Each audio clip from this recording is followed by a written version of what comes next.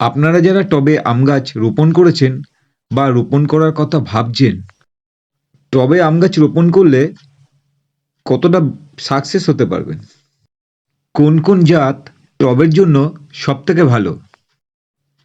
টবে রোপণ করলে কি সেই সব আম গাছে মুকুল আসবে? সব প্রশ্নের উত্তর আজকের ভিডিওতে আপনারা পেয়ে যাবেন। আমি আপনাদের সেরা জাতের দেশি বিদেশি মুকুল সহ আম গাছ দেখাবো, যা আপনারা টবে খুব সহজেই করতে পারবেন। নমস্কার, আপনারা দেখছেন আপনাদের প্রিয় YouTube channel garden view tips. প্রথম যে আম গাছটি দেখছেন, এটি হলো পুষা অরুণিমা। ভারতীয় কৃষি গবেষণা ইনস্টিটিউট দ্বারা উদ্ভাবিত একটি হাইব্রিড প্রজাতির জাত। আমটি মিষ্টি এবং সুস্বাদু। এর টিএসএস মান 18 থেকে 22। এই জাতটি উচ্চ ফলনশীল, বাণিজ্যিকভাবে চাষ করার জন্য একটি আদর্শ জাত। আপনারা খুব সহজেই আপনাদের টবে রোপণ করতে পারবেন। এটি হলো বিশ্বের সবচেয়ে দামি আম, মিয়াজাকি। আমটি রেগুলার বিয়ারিং। এই মিয়াজাকি আম টবে খুব সহজেই করা যায়। আমার টবে দেখুন, খুব সহজেই মুকুল চলে এসেছে। আমার প্রতিটি আম গাছই টবে রোপণ করা। মিয়াজাকি আমের স্বাদ কেমন?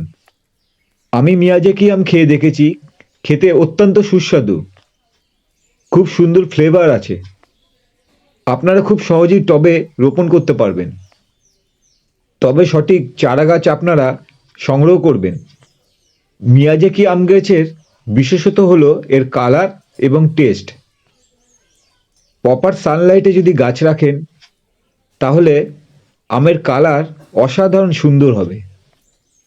এটি হলো আমার রেড আইভরি আম গাছ।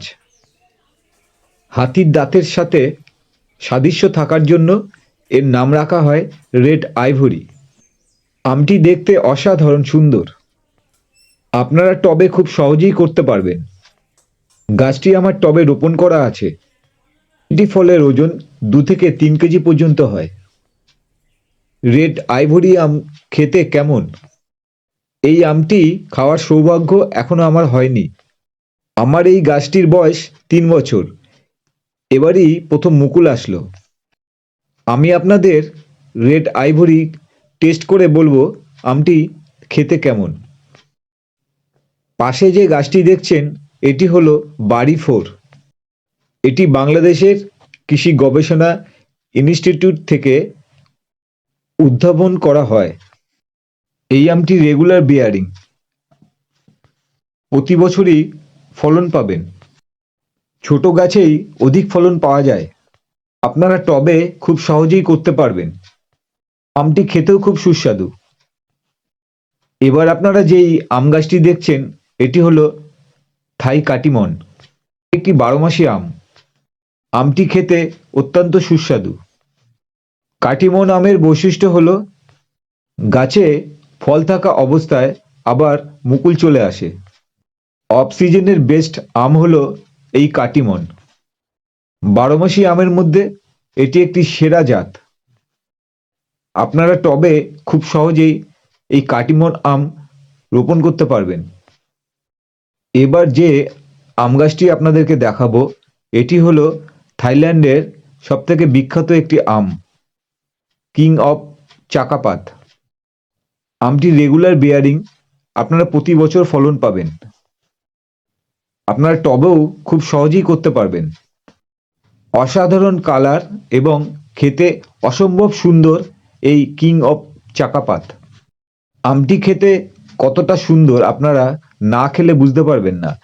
এই আমের রিভিউ আমি গত বছর দিয়েছিলাম। ফেব্রুয়ারির মাঝামাঝি সময় থেকে এই গাছে মুকুল আসা শুরু হয়। আমার এই চাকাপাত গাছে মুকুল আসা শুরু হয়েছে। এখন আপনারা যে আম গাছটি দেখছেন, এটি হলো বিশ্বের 5 নম্বর আম। ওয়ার্ল্ড র্যাঙ্কিংয়ে 5 নম্বরে জায়গা করে নিয়েছে। থাইল্যান্ডের সবথেকে জনপ্রিয় একটি জাত। আমার এই গাছের বয়স 3 বছর। এবছরই প্রথম মুকুল আসলো। এটি হলো নাম ডকমাই। নাম ডকমাইয়ের অর্থ হলো ফুলের মিষ্টি রস। এটি থাইল্যান্ডের সবথেকে মিষ্টি একটি আম। এর টিএসএস মান ১৬ থেকে ২১। আমটি খেতে অসম্ভব সুন্দর। আপনারা খুব সহজেই টবে রোপণ করতে পারবেন। এখন যেই আম গাছটি দেখছেন এটি হলো ব্যানানা ম্যাঙ্গো। থাইল্যান্ডের একটি জনপ্রিয় জাত। ব্যানানা ম্যাঙ্গো স্বাদে গন্ধে অসাধারণ। এর টিএসএস মান ১৮ থেকে ২০। আমটির 85% ভক্ষণযোগ্য। ব্যানানা ম্যাঙ্গোর বৈশিষ্ট্য হলো ছোট গাছেই প্রচুর ফলন পাওয়া যায়। আপনারা খুব সহজেই এই ব্যানানা ম্যাঙ্গো টবে রোপণ করতে পারবেন।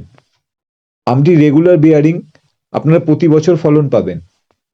এরপর যেই আম গাছটি আপনাদেরকে দেখাবো এটি হলো থাই কিউজাই ম্যাঙ্গো। গাছে মুকুল আসা শুরু হয়ে গেছে। আমটি রেগুলার বিয়ারিং। আমটি কাঁচা খেতেও মিষ্টি এবং পাকলে আরও মিষ্টি হয়ে যায়। এখন যেই আম গাছটি দেখছেন এটি টমি অ্যাটকিন্স। আম গাছে মুকুল আসা শুরু হয়েছে। আমটি রেগুলার বিয়ারিং, খেতেও খুব সুন্দর, অসাধারণ ফ্লেভার।